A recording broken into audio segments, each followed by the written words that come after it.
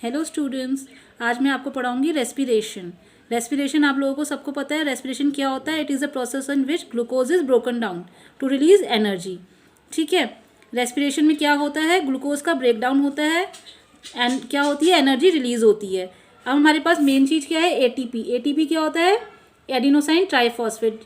Children, you have to remember ATP की full form आपको हमेशा याद रखनी है, adenosine triphosphate. Okay, adenosine triphosphate को हम क्या बोलते हैं? करेंसी ऑफ द सेल भी बोलते हैं। Why? Energy currency of the cell.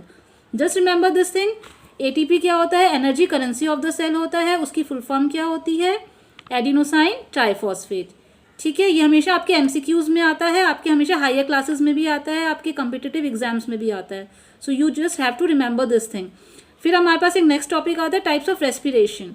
Respiration कितने टाइप की होती है? There are 2 types of respiration, one is aerobic and other is anaerobic. ठीक है, ये सब आपको पता है, बट क्या है कि हमें हमारे कंसेप्ट क्लियर होने चाहिए। That is why I am making this video for all of you, so that your concepts are clear. ठीक है, एरोबिक आपको बताया था मैंने कि रेस्पिरेशन में क्या होता है? ग्लूकोज का ब्रेकडाउन होता है and energy is released. Energy release होगी किस फॉर्म में? एटीपी की फॉर्म में। एटीपी की फुल फॉर्म क्या है? Adenosine triphosphate. Then types of respiration, aerobic and anaerobic. Aerobic क्या होता है? एरो। ठीक है, अगर आपके इंग्लिश के कुछ टर्म्स अच्छे आपको आते हैं, you know English very well, then it is very easy for you to write the answers. ठीक है, आपको क्रैम नहीं करना है, आपको रटना नहीं है चीज़ों को, आपको क्या करना है? जस्ट आपको समझना है। And for this I am here with you. Okay, so aerobic क्या हो गया? एरो। Arrow means air. अगर आपको पता है एरो का मतलब एयर होता है, लाइक आपको पता होगा एरोप्लेन। एरोप्लेन क्यों बोलते हैं? जो प्लेन आपका एयर में उड़ता है। सो एरो, एयर। एरो वर्ड कहाँ से है? एयर से आया है। तो एरोबिक रेस्पिरेशन क्या होगा? जिसमें एयर की प्रेजेंस चाहिए। एयर की प्रेजेंस चाहिए, दैट मीन्स ऑक्सीजन की प्रेजेंस चाहिए। So aerobic respiration is that respiration where, or we can say that which occurs in the presence of oxygen. Now come to anaerobic respiration. अब aerobic आपको पता है, एक आपको पता चल गया, तो एनारोबिक आपको ऑटोमेटिकली पता चल जाएगा। दैट इज एनारोबिक क्या होगा? एरोबिक का ऑपोजिट। सो वो था हमारा presence of oxygen, here it is absence of oxygen. Yes, तो दोनों में जब आपको पता है कि रेस्पिरेशन में ग्लूकोज का ब्रेकडाउन होगा, तो आपको इक्वेशन रटनी नहीं है। रिमेंबर चिल्ड्रन, रटनी नहीं है। ठीक है ना, अब से ये चीज़ें बंद करनी है, रटना बंद कर देना है।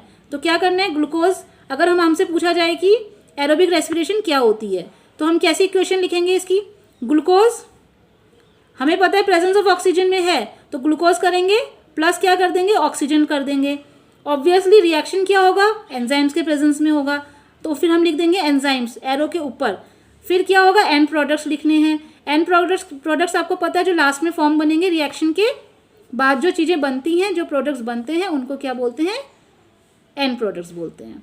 यस, सो कार्बन डाइऑक्साइड बनेगा, वाटर बनेगा और some energy will be release. ठीक है, रेस्पिरेशन है तो एनर्जी ऑब्वियसली रिलीज होगी। अगर हम एरोबिक रेस्पिरेशन की बात कर रहे हैं तो ग्लूकोज का ब्रेकडाउन हो रहा है, ऑक्सीजन कंबाइन कर रही है, क्या होगा? एंजाइम्स के प्रेजेंस में होगा।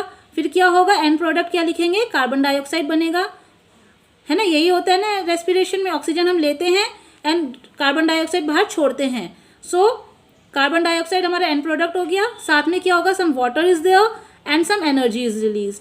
अब जाते हैं हम एनारोबिक रेस्पिरेशन में। एनारोबिक रेस्पिरेशन क्या हो गया?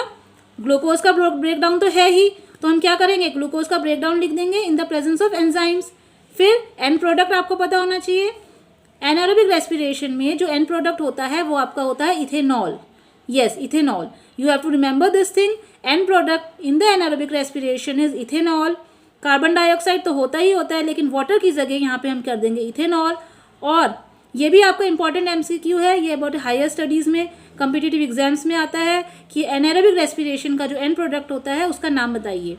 So you will write down the ethanol. और सबसे मेन डिफरेंस जो है एरोबिक रेस्पिरेशन और एनाएरोबिक रेस्पिरेशन का है एनर्जी यील्ड में। देखो, एरोबिक रेस्पिरेशन में ऑक्सीजन की रिक्वायरमेंट होती है। So remember this thing, oxygen की रिक्वायरमेंट है तो हमारी एनर्जी भी सबसे ज़्यादा होगी in comparison to what? Anaerobic respiration. You can just imagine aerobic respiration में आपकी कितनी एनर्जी चाहिए, आई मीन टू से कितनी एनर्जी आपकी रिलीज होती है? 38 ATP। एंड इन एनाएरोबिक रेस्पिरेशन कितनी होती है? 2 ATP। So you can just imagine the difference 38 and 2 ATP. कहाँ रह गया 38 ATP और कहाँ रह गया 2 ATP. So higher energy yield कहाँ पे होगा? यस, एरोबिक रेस्पिरेशन में. So now you know the difference between aerobic and anaerobic respiration. So now I think now you can define respiration very well. क्या होता है respiration is the process in which, yes you can repeat with me while watching this video, that respiration is the process in which glucose is broken down to release energy. And अगर आपसे कोई पूछे कि write some short notes on respiration, you will say there are two types of respiration. One is aerobic and other is anaerobic. Then you can say in aerobic respiration oxygen is required, in anaerobic respiration oxygen is not required. Then you can differentiate between both. aerobic में क्या होता है, end products क्या हो जाएंगे, carbon dioxide, water and 38 ATP of energy. Then anaerobic respiration में क्या होगा, end products कार्बन डाइऑक्साइड हो जाएगा एंड 2 ATP हो जाएगा. एंड मेन थिंग क्या रहेगा हमारी, ethanol, right, ethanol is there. So ethanol is in which anaerobic respiration. ठीक है, तो आज के लिए इतना ही. ऑलराइट, मिलते हैं नेक्स्ट वीडियो में.